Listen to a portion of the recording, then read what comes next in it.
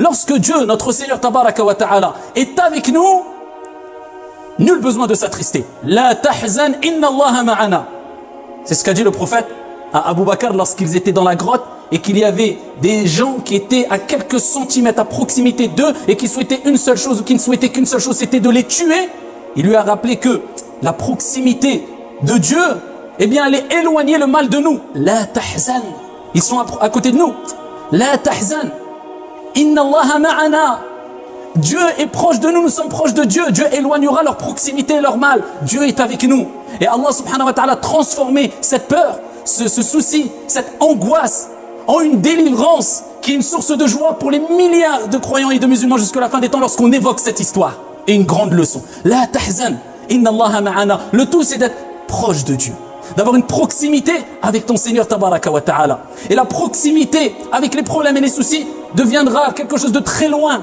Un mauvais souvenir du passé, Inch'Allah Ta'ala. Tu seras préservé. On n'a pas encore compris que lorsqu'on est proche de Dieu, rien ne nous affectera. Et il y aura toujours une délivrance. Et il y aura toujours une réussite à la clé, Inch'Allah Ta'ala. Fa inna ma'al usri yusra, inna ma'al usri yusra. Allah le répète à 2 reprises. Certes, avec la difficulté, il y a la facilité. Avec la difficulté, il y a la facilité. Et comment une difficulté mentionnée dans ces 2 versets coraniques peuvent vaincre 2 facilités mentionnées dans ces versets coraniques. Fa inna ma'al usri yusra, inna ma'al usri yusra. Deuxième des choses, on n'a peut-être pas assez pris conscience et compris que non seulement on doit avoir une proximité avec Dieu, mais qu'il faut vivre au jour le jour. Et dis-toi que le passé, peu importe si obscur soit-il, eh bien, n'est qu'un passé, n'est qu'un souvenir. Et tu ne dois pas t'attarder sur ton passé, mais il faut que ton passé puisse être une leçon afin de vivre au mieux ton présent sans te préoccuper du futur qui peut-être n'existera pas.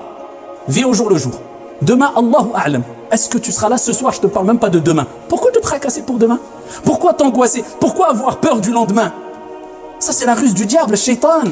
Ya'idukumul faqr wa ya'murukum al-fahsha. Il fait toujours, ou il vous fait toujours promettre des choses qui vont vous attrister, vous apeurer, hanter votre esprit, provoquer une certaine surchauffe psychologique, physique aussi et morale. Shaitan, il vous promet la pauvreté. Il va vous pousser à penser que vous allez être pauvre. Vous allez tout perdre. Demain, tu vas tout perdre. Demain, tu ne pourras pas nourrir ta famille. Demain, tu ne pourras plus payer ton loyer. Demain, et il vous ordonne le répréhensible mal. Ah, ça, il sait faire. Et à côté, on a Allah subhanahu wa ta'ala. Allah nous dit, Wallahu, Wallahu, Allah subhanahu wa ta'ala nous promet quoi? Maghfiratan minhu wa fadla. Wallahu wasi'un, wasi' alim. Allah subhanahu wa ta'ala, c'est le plus grand. Allah subhanahu wa ta'ala, c'est lui qui accorde ses largesses. Allah subhanahu wa ta'ala, c'est lui l'omniscient qui sait tout. Ne t'inquiète pas. Allah azza wa jal vous promet un pardon et c'est grâce.